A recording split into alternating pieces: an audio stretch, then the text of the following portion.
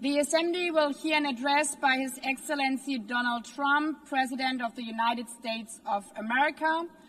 I request protocol to escort His Excellency and invite him to address the Assembly.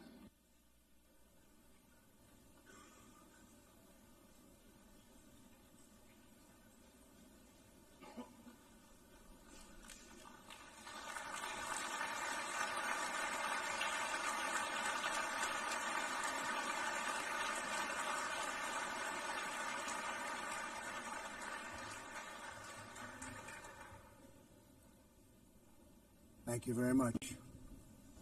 Very much appreciated.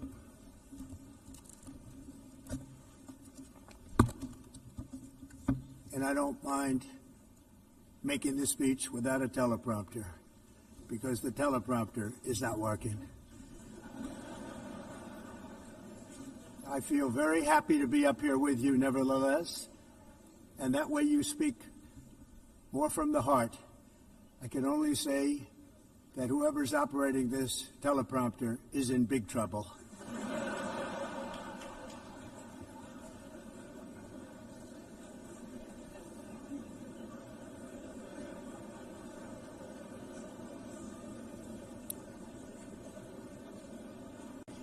Hello, Madam First Lady.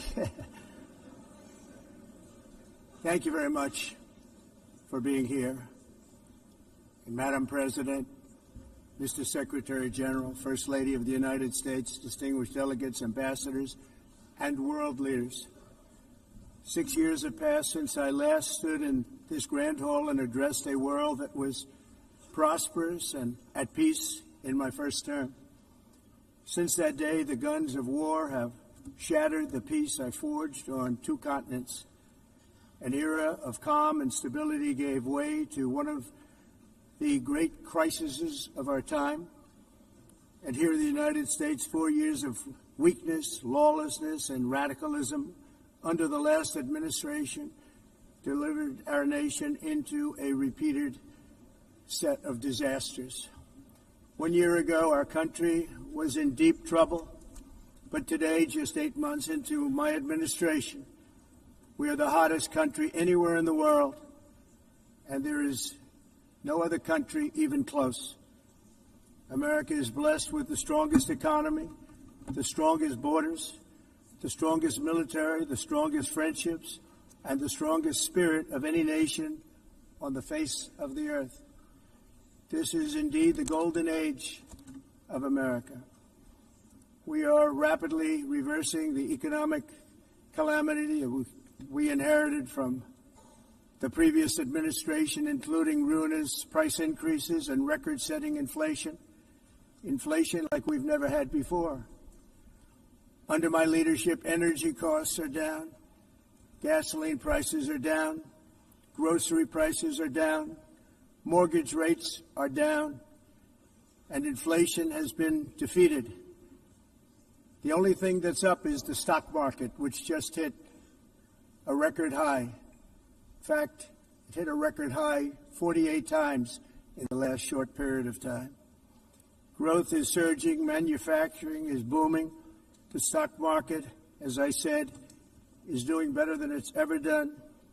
And all of you in this room benefit by that, almost everybody. And importantly, workers' wages are rising at the fastest pace in more than 60 years. And that's what it's all about, isn't it? In 4 years of President Biden, we had less than $1 trillion of new investment into the United States. In just 8 months since I took office, we have secured commitments and money already paid for $17 trillion. Think of it, 4 years, less than $1 trillion, 8 months, much more than $17 trillion is being invested in the United States, and it's now pouring in from all parts of the world. We've implemented the largest tax cuts in American history and the largest regulation cuts in American history, making this once and again the best country on earth to do business. And many of the people in this room are investing in America, and it's turned out to be an awfully good investment during this 8-month period. In my first term, I built the greatest economy in the history of the world. We had the best economy ever, history of the world. And I'm doing the same thing again, but this time it's actually much bigger and even better. The numbers far surpass my record-setting first term. On our southern border, we have successfully repelled a colossal invasion, and for the last 4 months, and that's 4 months in a row, the number of illegal aliens admitted and entering our country has been 0. Hard to believe, because if you look back just a year ago, it was millions and millions of people pouring in from all over the world, from prisons, from mental institutions, drug dealers. All over the world they came. They just poured into our country with the ridiculous open border policy of the Biden administration. Our message is very simple. If you come illegally into the United States, you're going to jail, or you're going back to where you came from, or perhaps even further than that. You know what that means.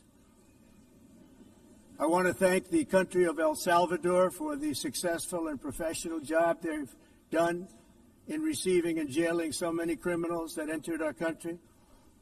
And it was under the previous administration that the number became record-setting, and they're all being taken out. We have no choice. And other countries have no choice, because other countries are in the exact same situation with immigration. It's destroying your country, and you have to do something about it. On the world stage, America is respected again like it has never been respected before. You think about 2 years ago, 3 years ago, 4 years ago, or 1 year ago, we were a laughingstock all over the world. At the NATO summit in June, virtually all NATO members formally committed to increase defense spending at my request from 2% to 5% of GDP, making our alliance far stronger and more powerful than it was ever before. In May, I traveled to the Middle East to visit my friends and rebuild our partnerships in the Gulf and those valued relationships with Saudi Arabia, Qatar, and the UAE, and other countries are now, I believe, closer than ever before. My administration has negotiated one historic trade deal after another, including with the United Kingdom, the European Union, Japan, South Korea, Vietnam, Indonesia, the Philippines, Malaysia, and many, many others. Likewise, in a period of just 7 months, I have ended 7 unendable wars. They said they were unendable. You're never going to get them solved. Some were going for 31 years, 2 of them, 31, think of it, 31 years. One was 36 years. One was 28 years. I ended 7 wars. And in all cases, they were raging with countless thousands of people being killed.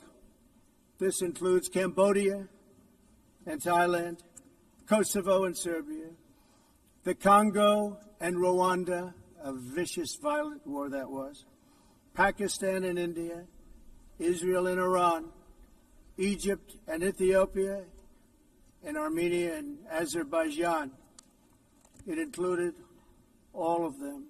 No president or prime minister, and for that matter, no other country has ever done anything close to that. And I did it in just 7 months. It's never happened before. There's never been anything like that. I'm very honored to have done it. It's too bad that I had to do these things instead of the United Nations doing them. And sadly, in all cases, the United Nations did not even try to help in any of them. I ended 7 wars, dealt with the leaders of each and every one of these countries, and never even received a phone call from the United Nations offering to help in finalizing the deal. All I got from the United Nations was an escalator that on the way up stopped right in the middle. If the First Lady wasn't in great shape, she would have fallen. But she's in great shape. We're both in good shape. We both stood. And then a teleprompter that didn't work. These are the two things I got from the United Nations, a bad escalator and a bad teleprompter. Thank you very much. And by the way, it's working now. It just went on. Thank you. I think I should just do it the other way. It's easier. Thank you very much. I didn't think of it at the time because I was too busy working to save millions of lives. That is the saving and stopping of these wars. But later I realized that the United Nations wasn't there for us. They weren't there. I thought of it really after the fact, not during these negotiations, which were not easy. That being the case, what is the purpose of the United Nations? The UN has such tremendous potential. I've always said it. It has such tremendous, tremendous potential. But it's not even coming close to living up to that potential. For the most part, at least for now, all they seem to do is write a really strongly worded letter and then never follow that letter up. It's empty words, and empty words don't solve war. The only thing that solves war and wars is action. Now, after ending all of these wars and also earlier negotiating the Abraham Accords, which is a very big thing for which our country received no credit, never receives credit. Everyone says that I should get the Nobel Peace Prize for each one of these achievements. But for me, the real prize will be the sons and daughters who live to grow up with the mothers and fathers, because millions of people are no longer being killed in endless and unglorious wars. What I care about is not winning prizes, it's saving lives. We saved millions and millions of lives with the 7 wars. And we have others that we're working on, and you know that.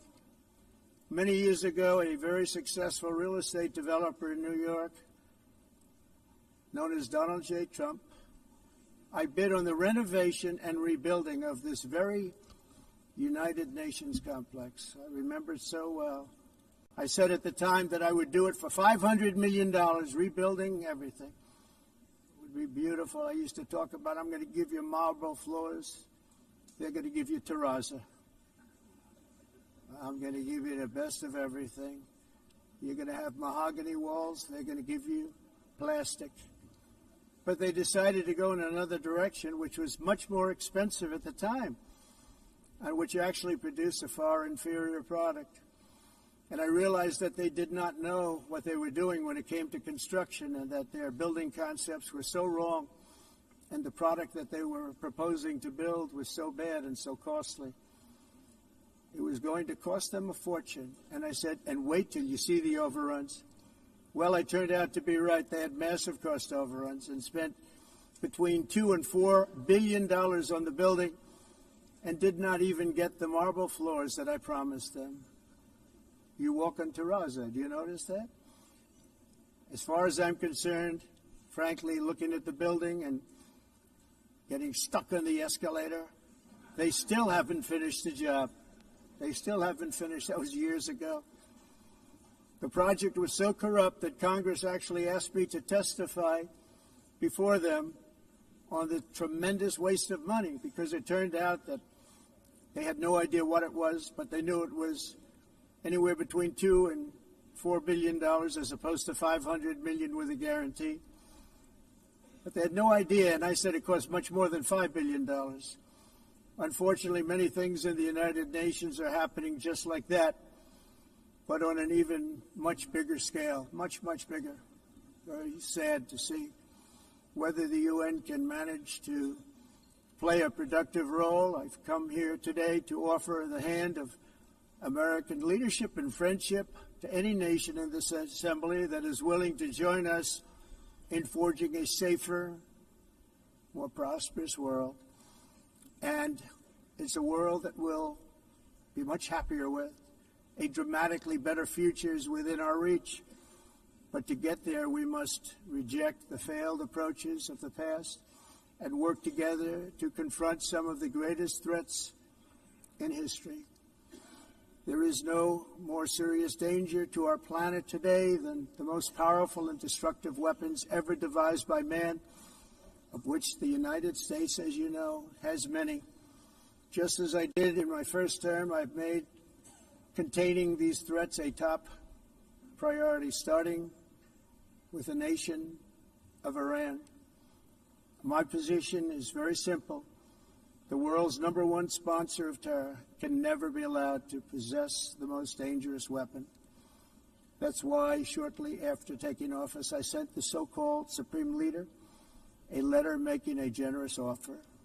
I extended a pledge of full cooperation in exchange for a suspension of Iran's nuclear program. The regime's answer was to continue their constant threats to their neighbors and U.S. interests throughout the region and some great countries that are right nearby. Today, many of Iran's former military commanders, in fact, I can say almost all of them, are no longer with us. They're dead. And 3 months ago, in Operation Midnight Hammer, 7 American B-2 bombers dropped the 14 30,000-pound each bombs on Iran's key nuclear facilities, totally obliterating everything. No other country on earth could have done what we did. No other country has the equipment to do what we did.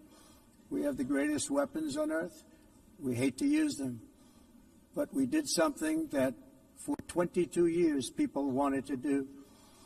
With Iran's nuclear enrichment capacity demolished, I immediately brokered an end to the 12-day war, as it's called, between Israel and Iran, with both sides agreeing to fight no longer. As everyone knows, I have also been deeply engaged in seeking a ceasefire in Gaza. Have to get that done. Have to get it done.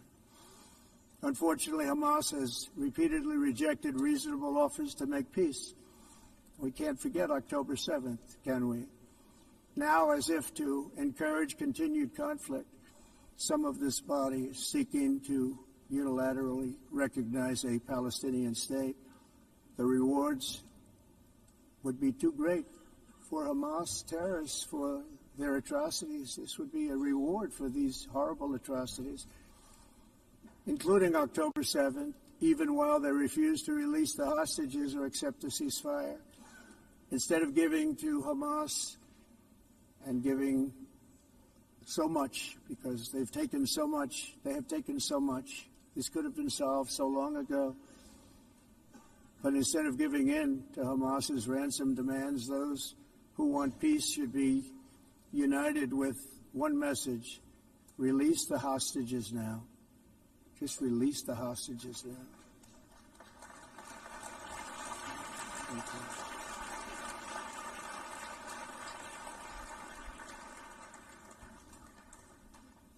Thank you. As we have got to come together, and we will come together, got to get it done.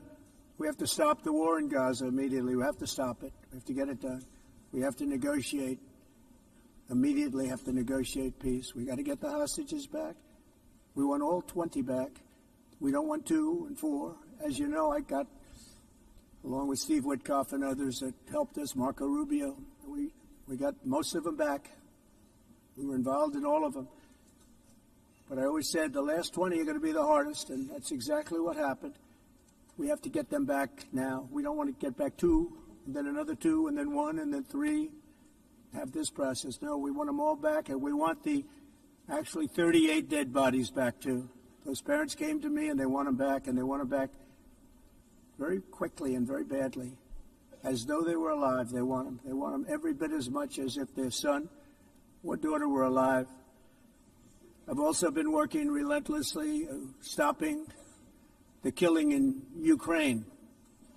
I thought that would be, of the 7 wars that I stopped, I thought that would be the easiest because of my relationship with President Putin, which had always been a good one. I thought that was going to be the easiest one. But, you know, in war, you never know what's going to happen. There are always lots of surprises, both good and bad. Everyone thought Russia would win this war in 3 days, but it didn't work out that way. It was supposed to be just a quick little skirmish. It's not making Russia look good. It's making them look bad. No matter what happens from here on out, this was something that should have taken a matter of days, certainly less than a week. And they've been fighting for 3.5 years and killing anywhere from 5,000 to 7,000 young soldiers, mostly soldiers, on both sides, every single week, from 5,000 to 7,000 dead young people, and some in cities, much smaller numbers, where rockets are shot, where drones are dropped. This war would never have started if I were president. This was a war that should have never happened. It shows you what leadership is, what bad leadership can do to a country. Look what happened to the United States, and look where we are right now in just a short period of time. The only question now is how many more lives will be needlessly lost on both sides. China and India are the primary funders of the ongoing war by continuing to purchase Russian oil. But inexcusably, even NATO countries have not cut off much Russian energy and Russian energy products, which, as you know, I found out about 2 weeks ago, and I wasn't happy. Think of it. They're funding the war against themselves. Who the hell ever heard of that one?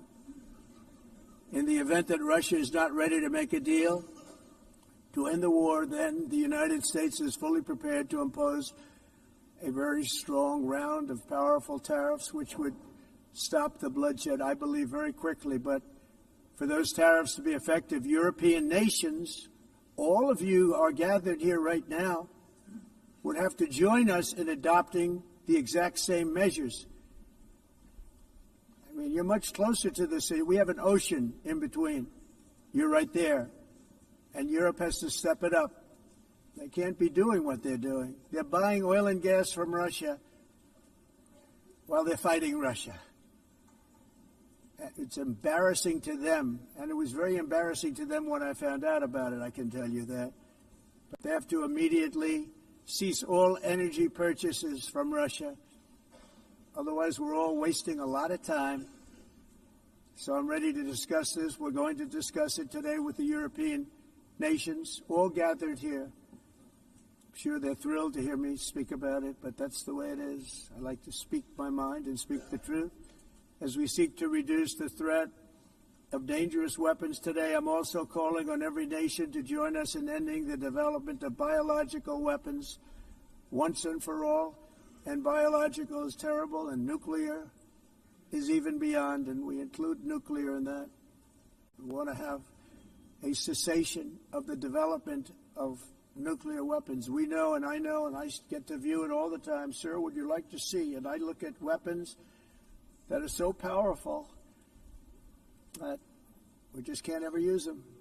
If we ever use them, the world literally might come to an end. There would be no United Nations to be talking about. There would be no nothing. Just a few years ago, reckless experiments overseas gave us a devastating global pandemic. Yet despite that worldwide catastrophe, many countries are continuing extremely risky research into bioweapons and man-made pathogens. This is unbelievably dangerous. To prevent potential disasters, I'm announcing today that my administration will lead an international effort to enforce biological weapons convention, which is going to be meeting with the top leaders of the world by pioneering an AI verification system that everyone can trust. Hopefully the UN can play a constructive role, and it will also be one of the early projects under AI. Let's see how good it is, because a lot of people are saying it could be one of the great things ever, but it also can be dangerous, but it can be put to tremendous use and tremendous good, and this would be an example of that. Not only is the UN not solving the problems it should, too often, it's actually creating new problems for us to solve. The best example is the number one political issue of our time, the crisis of uncontrolled migration. It's uncontrolled. Your countries are being ruined. The United Nations is funding an assault on Western countries and their borders. In 2024, the UN budgeted $372 million in cash assistance to support an estimated 624,000 migrants journeying into the United States. Think of that. The UN is supporting people that are illegally coming into the United States, and then we have to get them out. The UN also provided food, shelter, transportation, and debit cards to illegal aliens. Can you believe that? On the way to infiltrate our southern border. Millions of people came through that southern border. Just a year ago, millions and millions of people were pouring in, 25 million altogether over the 4 years of the incompetent Biden administration. And now we have it stopped, totally stopped. In fact, they're not even coming anymore because they know they can't get through. But what took place is totally unacceptable. The UN is supposed to stop invasions, not create them and not finance them. In the United States, we reject the idea that mass numbers of people from foreign lands can be permitted to travel halfway around the world, trample our borders, violate our sovereignty, cause unmitigated crime, and deplete our social safety net. We have reasserted that America belongs to the American people, and I encourage all countries to take their own stand in defense of their citizens as well. You have to do that because I see it. I'm not mentioning names. I see it, and I can call every single one of them out. You're destroying your countries. They're being destroyed.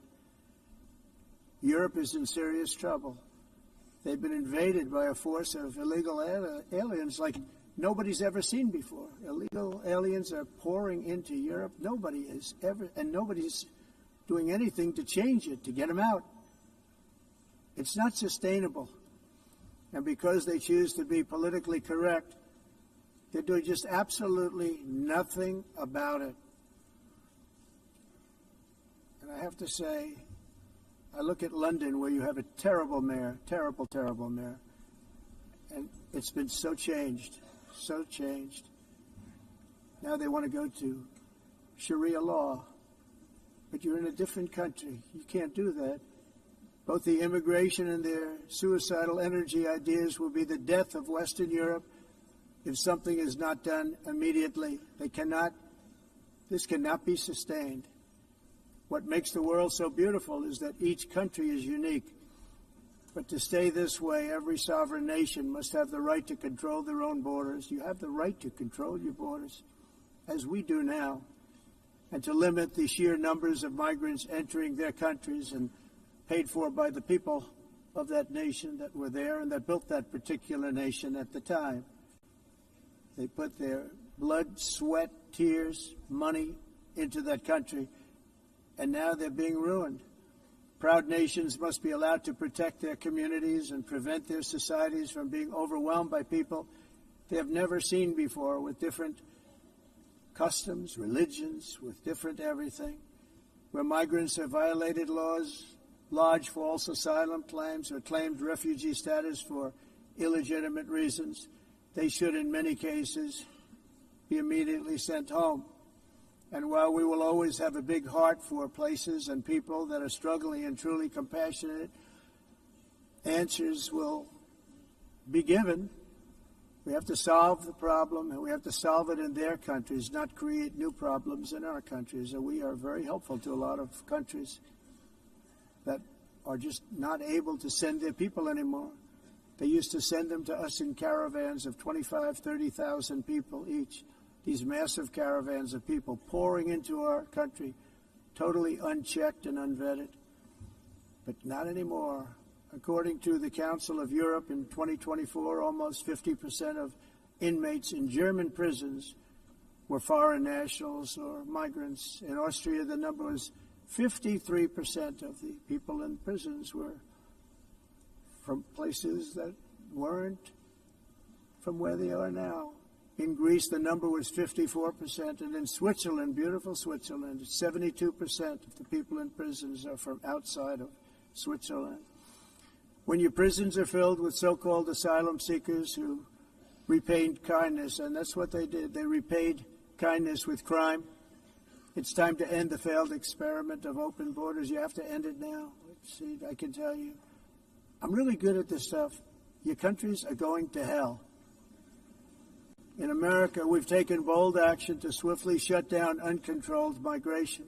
Once we started detaining and deporting everyone who crossed the border, and removing illegal aliens from the United States, they simply stopped coming. They're not coming anymore. We're getting a lot of credit, but they're not coming anymore.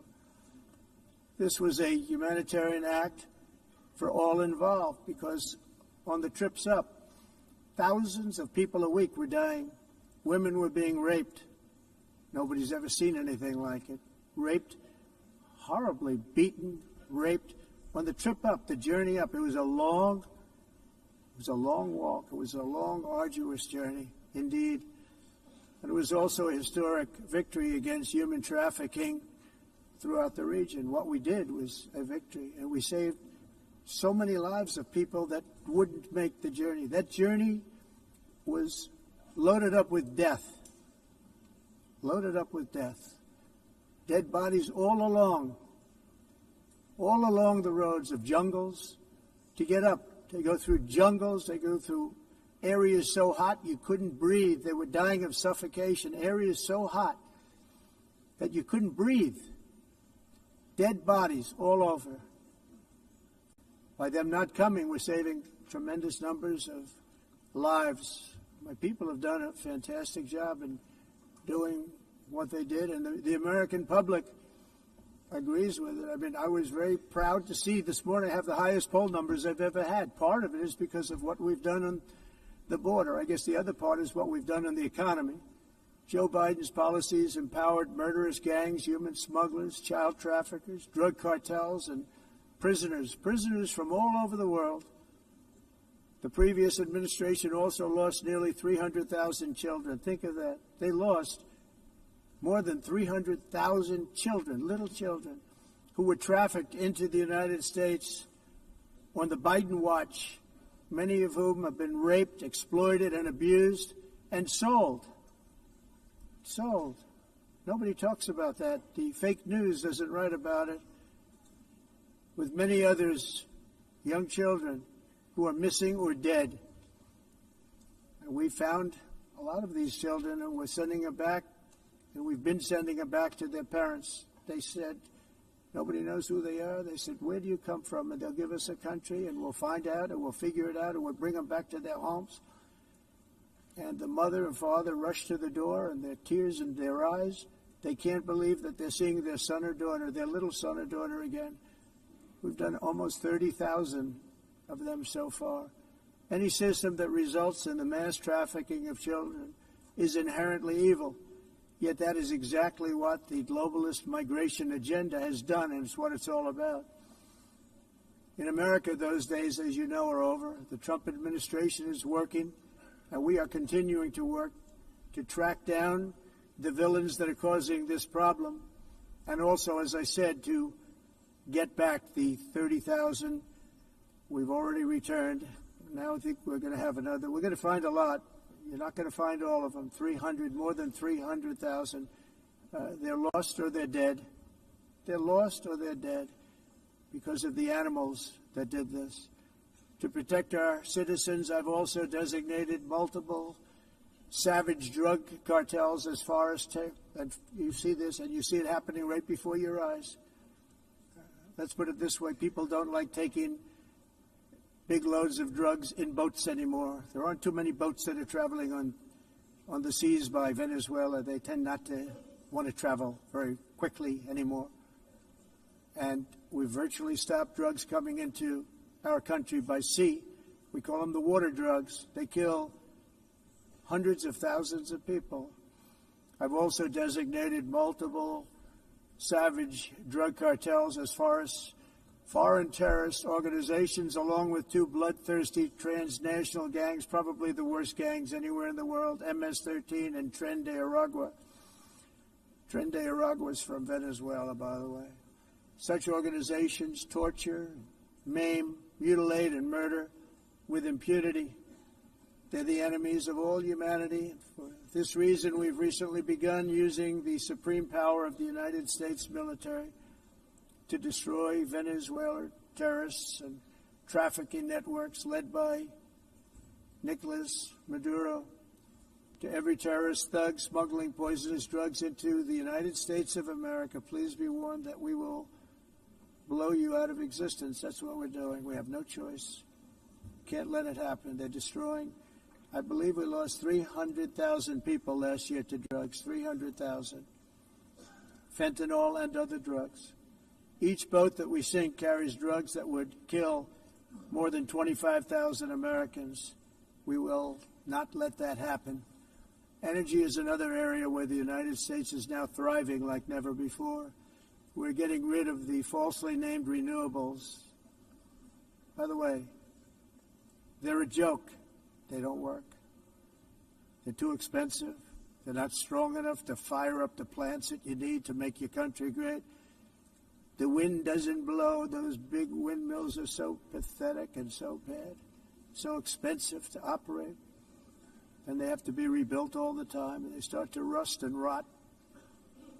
Most expensive energy ever conceived, and it's actually energy. You're supposed to make money with energy, not lose money. You lose money, the governments have to subsidize. You can't put them out without massive subsidies.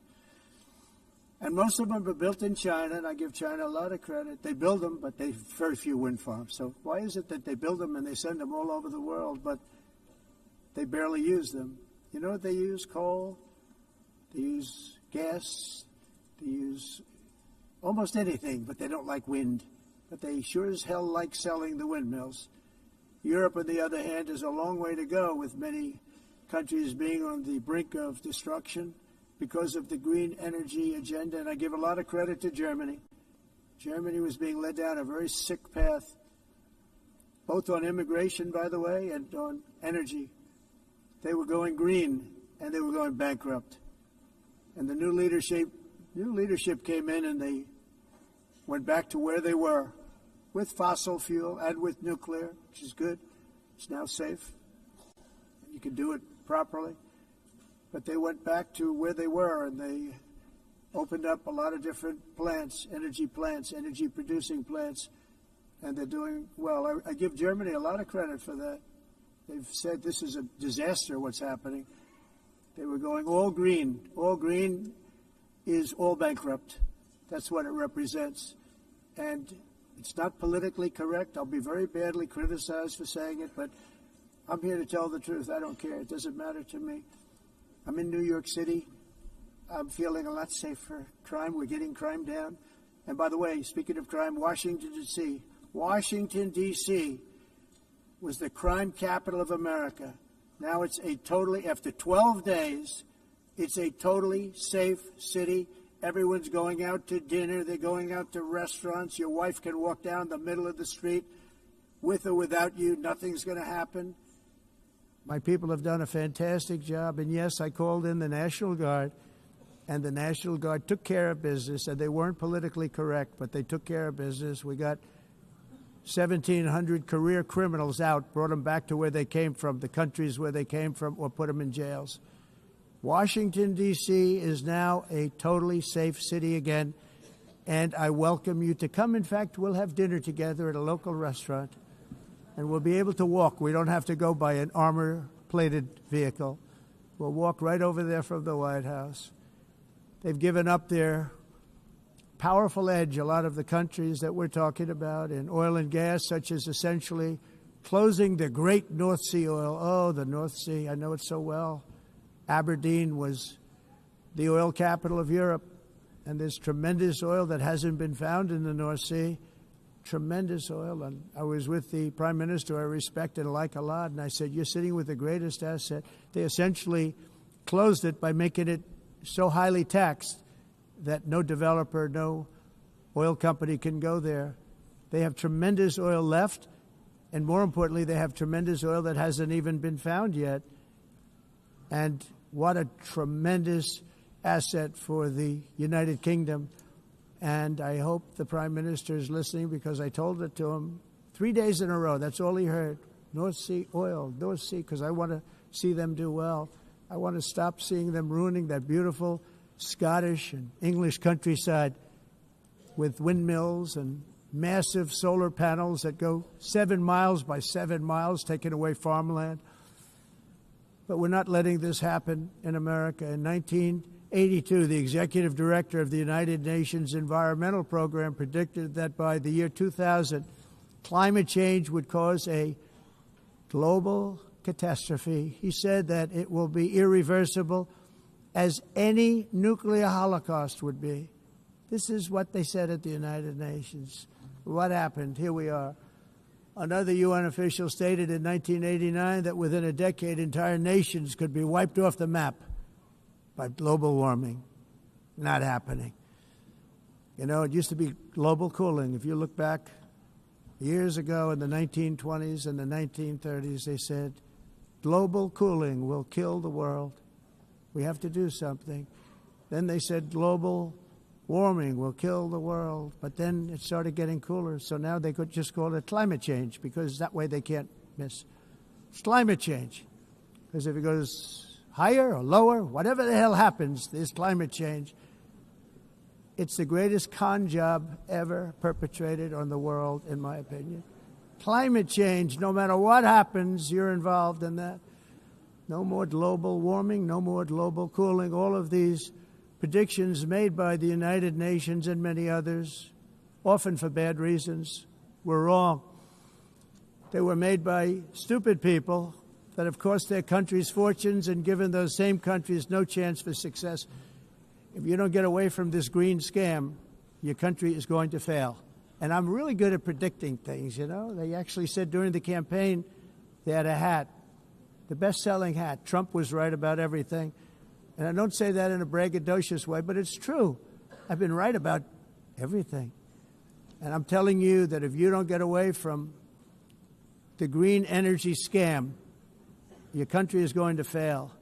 And if you don't stop people that you've never seen before, that you have nothing in common with, your country is going to fail. I'm the President of the United States, but I worry about Europe. I love Europe. I love the people of Europe. And I hate to see it being devastated by energy and immigration. This double-tailed monster destroys everything in its wake, and they cannot let that happen any longer. You're doing it because you want to be nice.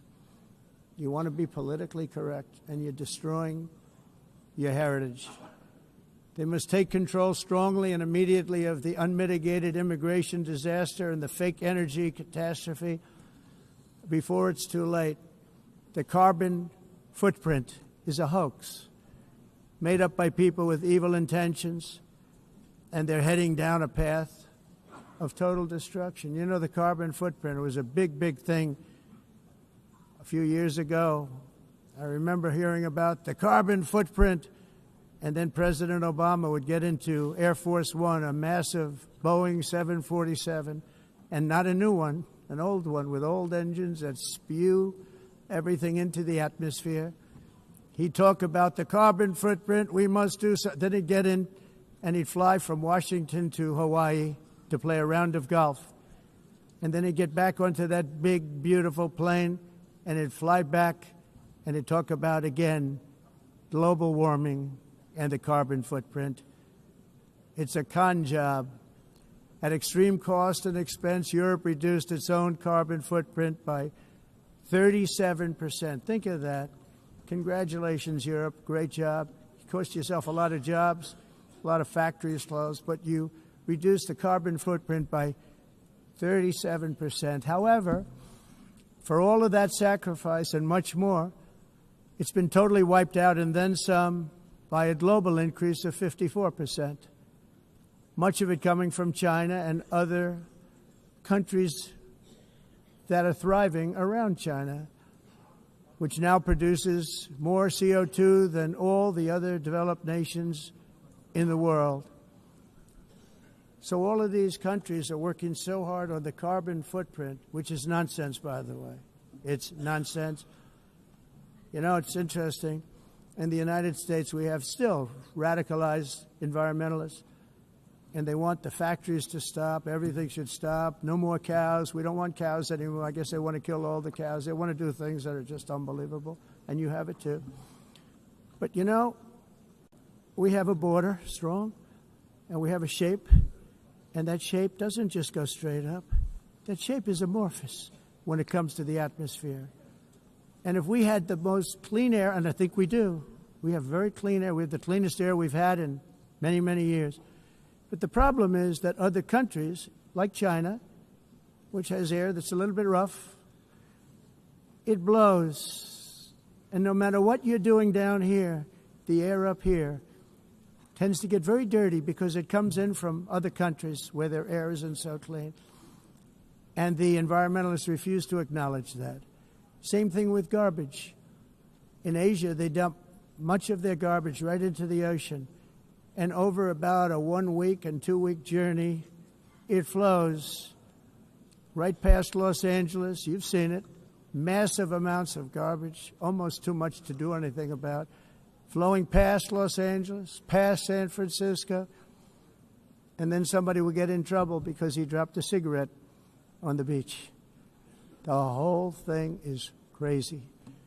The primary effect of these brutal green energy policies has not been to help the environment, but to redistribute manufacturing and industrial activity from developed countries that follow the insane rules that are put down to polluting countries that break the rules and are making a fortune. They're making a fortune. European electricity bills are now 4 to 5 times more expensive than those in China and 2 to 3 times higher than the United States. And our bills are coming way down. You probably see that our gasoline prices are way down. You know, we have an expression, drill, baby, nós reduzimos os custos de energia porque nós faremos como vamos fazer tudo isso e reduzir os custos de energia e os custos diminuíram nos Estados Unidos. Por exemplo, se você olhar nos países e faturas de mas nós nos Estados Unidos conseguimos usar eles e evitar aumento da temperatura, porque é muito caro também usar nada e ninguém usa. The entire globalist concept of asking successful industrialized nations to inflict pain on themselves and radically disrupt their entire societies must be rejected completely and totally, and it must be immediate.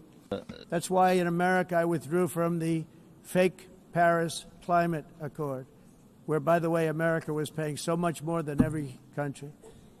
Others weren't paying. China didn't have to pay until 2030. Russia was given an old standard that was easy to meet, a 1990 standard. For the United States, we're supposed to pay like $1 trillion. And I said, this is another scam. The fact is, the United States has been taken advantage of by the world for many, many years, but not any longer, as you probably noticed. I unleashed massive energy production and signed historic executive orders to hunt for oil, but we don't have to do much hunting because we have the most oil of any nation anywhere, oil and gas in the world. And if you add coal, we have the most of any nation in the world. Clean, I call it clean, beautiful coal. You can do things today with coal that you couldn't have done 10 years ago, 15 years. So I have a little standing order in the White House. Never use the word coal, only use the words clean, beautiful coal. Sounds much better, doesn't it? But we stand ready to provide any country with abundant, affordable energy supplies if you need them, when most of you do. We're proudly exporting energy all over the world. We're now the largest exporter. In the United States, we want trade and robust commerce with all nations, everybody. We want to help nations. We're going to help nations. But it must also be fair and reciprocal. The challenge with trade is much the same with climate. The countries that followed the rules, and all their factories have been plundered. It's really sad to watch. They've been broken. They've been broken by countries that broke the rules. That's why the United States is now applying tariffs to other countries, and much as these tariffs were for many years applied to us, uncontrollably applied to us. We've used tariffs as a defense mechanism under the Trump administration, including my first term, where hundreds of billions of dollars in tariffs were taken in. And by the way, we had the lowest inflation, and now we have very low inflation. The only thing different is that we have hundreds of billions of dollars flowing into our country. But this is how we will ensure that the system works for everyone and is sustainable into the future. We're also using tariffs to defend our sovereignty and security throughout the world, including against nations that have taken advantage of former U.S. administrations for decades, including the most corrupt, incompetent administration in history, the sleepy Joe Biden administration. Brazil now faces major tariffs in response to its unprecedented efforts to interfere in the rights and freedoms of our American citizens and others, with censorship, repression, weaponization, judicial corruption, and targeting of political critics in the United States. I have a little problem saying this because I must tell you, I was walking in and the leader of Brazil was walking out. We saw him and I saw him, he saw me, and we embraced. And then I'm saying, can you believe I'm going to be saying this in just 2 minutes? But we actually agreed that we would meet next week. We didn't have much time to talk, like about 20 seconds. They were in retrospect, I'm glad I waited because this thing didn't work out too well. But we did talk. We had a good talk, and we agreed to meet next week, if that's of interest. But he seemed like a very nice man, actually. He liked me, I liked him. But if you, and I only do business with people I like. When I don't like them, I don't like them. But we had, at least for about 39 seconds, we had excellent chemistry. It's a good sign. But also in the past, Brazil, can you believe this, unfairly tariffed our nation, but now because of our tariffs, we are hitting them back, and we're hitting them back very hard. As president, I will always defend our national sovereignty and the rights of American citizens. So I'm very sorry to say this, that Brazil is doing poorly and will continue to do poorly. They can only do well when they're working with us. Without us, they will fail, just as others have failed. It's true. Next year, the United States will celebrate the 250th anniversary of our glorious independence, a testament to enduring power and American freedom and spirit. We will also be proudly hosting the 2026 FIFA World Cup, and shortly thereafter, the 2028 Olympics, which is going to be very exciting. I hope you all come. I hope that countless people from all over the globe will take part of these will be great celebrations of liberty and human achievement, and that together we all can rejoice in the miracles of history that began in July 4th, 1776, when we founded the light to all nations. And it's something really that an amazing thing came out of that date. It's called the United States of America. In honor of this momentous anniversary, I hope that all countries who find inspiration in our example will join us in renewing our commitment, values, and those values, really, that we hold so dear together. Let us defend free speech and free expression. Let us protect religious liberty, including for the most persecuted religion on the planet today. It's called Christianity. And let us safeguard our sovereignty and cherish qualities that have made each of our nations so special, incredible, and extraordinary. In closing, I just want to repeat that immigration and the high cost of so-called green renewable energy is destroying a large part of the free world and a large part of our planet. Countries that cherish freedom are fading fast because of their policies on these two subjects. You need strong borders and traditional energy sources if you are going to be great again.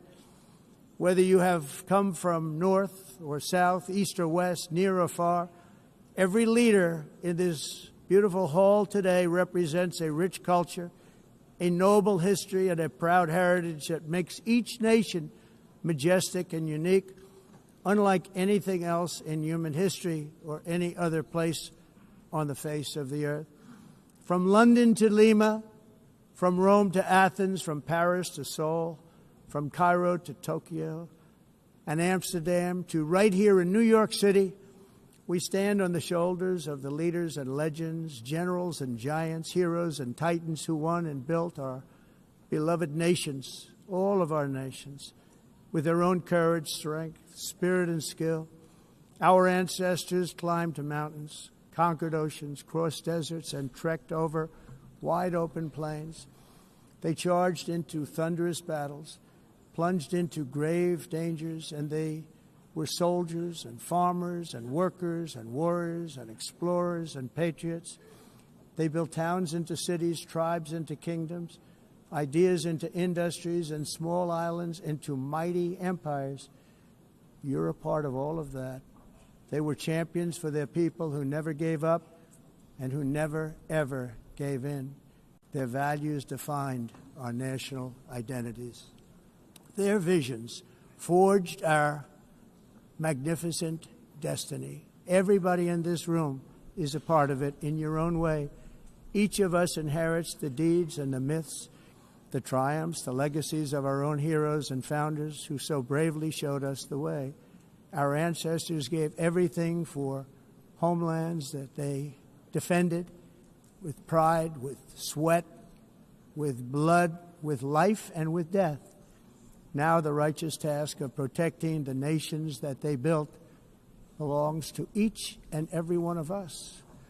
So together let us uphold our sacred duty to our people and to our citizens. Let us protect their borders, ensure their safety, preserve their cultures, treasure, and traditions, and fight, fight, fight for their precious dreams and their cherished freedoms.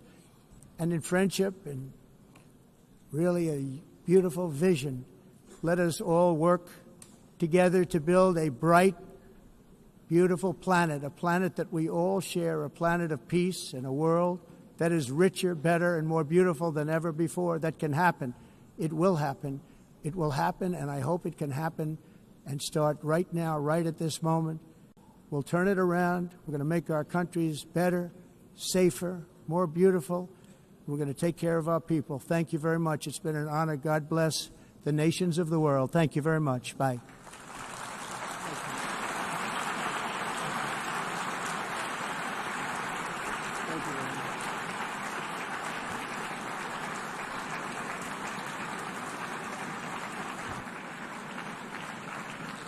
On behalf of the Assembly, I wish to thank the President of the United States,